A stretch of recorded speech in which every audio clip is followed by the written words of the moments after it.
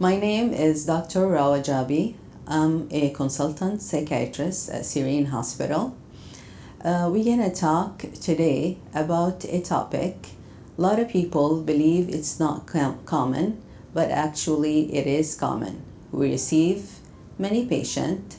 They present with symptoms of anxiety, depression, substance abuse or alcohol dependency, and then after we meet with them, do the comprehensive evaluation, have good relationship with them, we discover that the underlying cause of all of these symptoms are the post-traumatic stress disorder.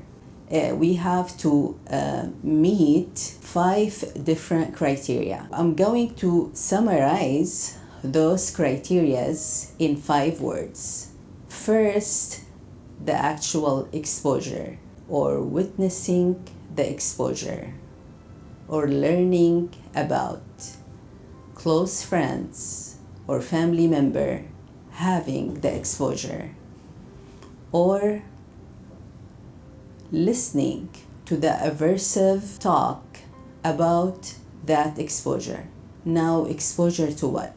Exposure to severe traumatic events. It might be war, it might be traffic accident, it might be admission to the intensive care unit, it might be losing a baby, it might be rape, it might be combat. The second one is the intrusive thought and memory about that traumatic events. It comes as memory, distressing, involuntary, and repetitive. It comes as a dream. It comes as a flashback.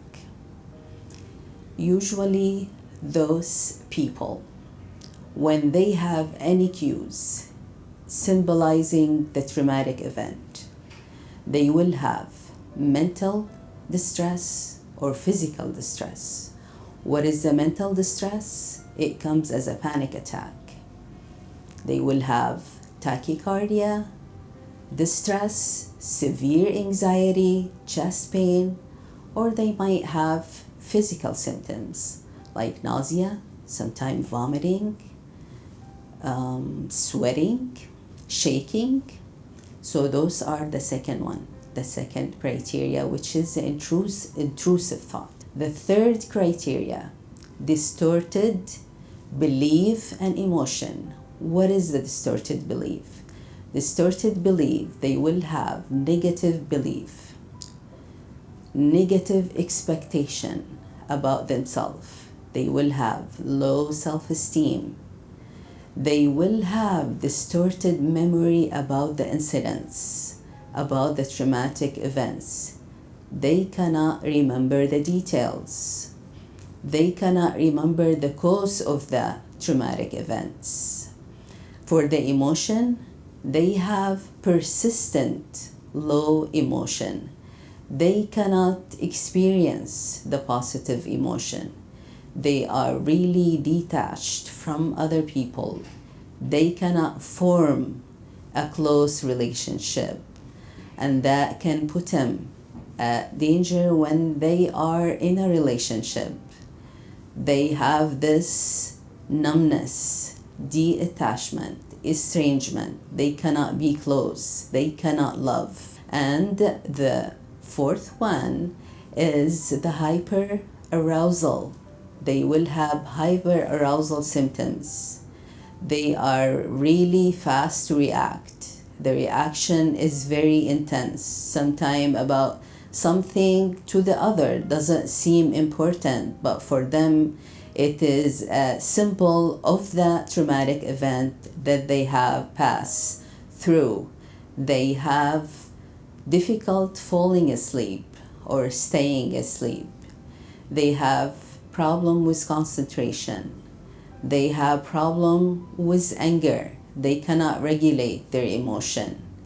They can be mentally abusive. They can be aggressive mentally or physically.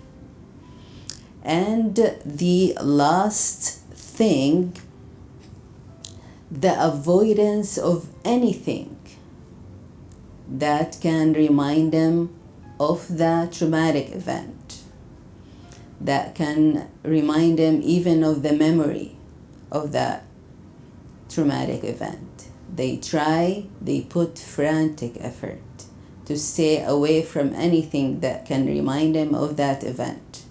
They avoid gathering that can remind them. They avoid people, places, conversation, objects even. I remember somebody, a dirt can remind them of the combat. So anything can remind them, they try to avoid it. They put a lot of effort to avoid it. Now, there are some people, you know how this syndrome usually develop. It develop within 1 month of that traumatic event. And they have a time up to 3 months to develop.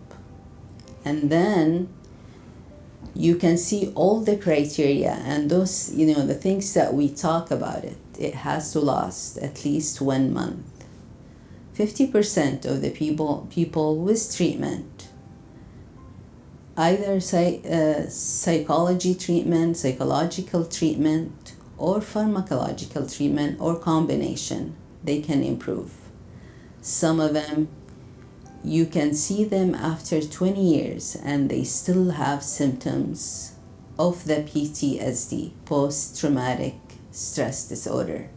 They can still have the anger, they can still have the avoidance, they can still have the numbness, and some of the emotional symptoms like anxiety, depression, and all. Those people have sometimes comorbid psychological and mental problems. Those problems are the depression, the anxiety, the panic attack, especially with agoraphobia, and substance abuse. That's why, as I stated at the beginning, they might come to you only with substance abuse. They might come to you only with alcohol dependence, and they might come with one of those symptoms. That's why we need to dig more to get what is the underlying cause of all of these symptoms and to be able to help them. We might get confused with those symptoms that can, you can see them in other psych disorders. For example, we see some of the symptoms in the acute stress disorder, most of the symptoms, but it doesn't last long. It starts around 1 month from the traumatic event, and it finishes 1 month after the starting. Obsessive compulsive disorder, usually the intrusive thought and image, it's not only about the traumatic event. Flashback sometimes can be confused with visual hallucination, and that's why we need to get more details in the history from the beginning. Now, what predisposes these people to have the post-traumatic stress disorder? Is it everybody who are exposed or who is exposed to a traumatic event will have these symptoms? No, not everybody. There is some underlying predisposition criteria that can make the person predisposed to have post-traumatic stress disorder. Among those, maybe childhood abuse, physical or emotional. Some of the personality disorders, like borderline personality disorders, are more predisposed to have PTSD. Some of the personality traits, especially the personality who have some kind of impulsivity and abuse in their childhood, and some of the substance abuse disorder. Now, how do we treat? Of course, those people need treatment. First, we need to get a good history to be able to know the diagnosis. And then, if the symptoms are very severe and we need to control, right away we need to start on medication. The old medication, the tricyclic antidepressant, are well known to control most of the symptoms.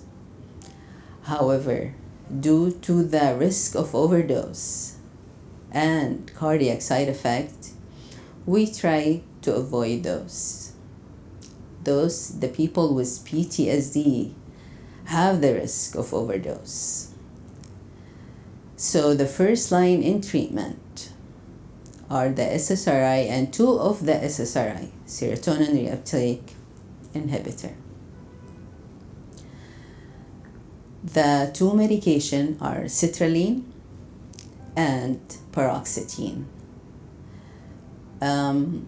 Those will take care of the numbness, will take care of the negative feeling and emotion, will take care of the overreaction and irritability.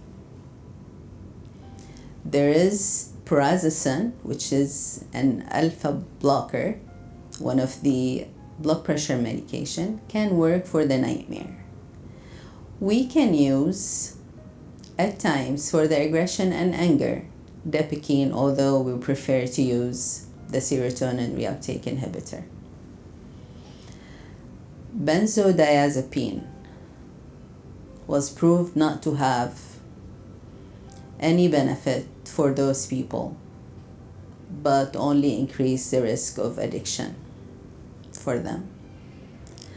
The psychotherapy plays a very important role for those patients. However, we need to look for the therapists who have experience dealing with those people. It's not easy to deal with them, and at the same time, we need a lot of experience. The two psychotherapy that are proven efficacy for those patients are the CBT, cognitive behavioral therapy, especially that the behavioral therapy and cognitive therapy that work on the distorted cognitive belief and behavior, and then work on it.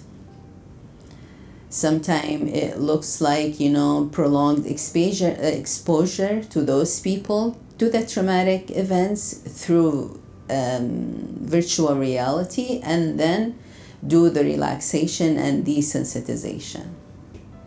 The second type of psychotherapy is the eye movement desensitization and reprocessing therapy. With this kind of therapy, we ask the patient to focus on the distorted belief and memory and the associated somatic symptoms. Then we ask him to focus on the external stimuli, including visual, auditory, and tactile. And then after that, we ask their mind to go blank and then talk about the experience. Now, as stated before, both EMDR and CBT, which means eye movement and desensitization reprocessing therapy and cognitive behavioral therapy, need therapists who have good experience dealing with the people with PTSD. And finally, as stated before, we think that the PTSD is not very common, but as we work with patients who come to us with different symptoms, including anxiety, depression, and maybe substance abuse, but after a good history, a comprehensive exam, and good relationship, we discover that the underlying cause is post-traumatic stress disorder. Thank you.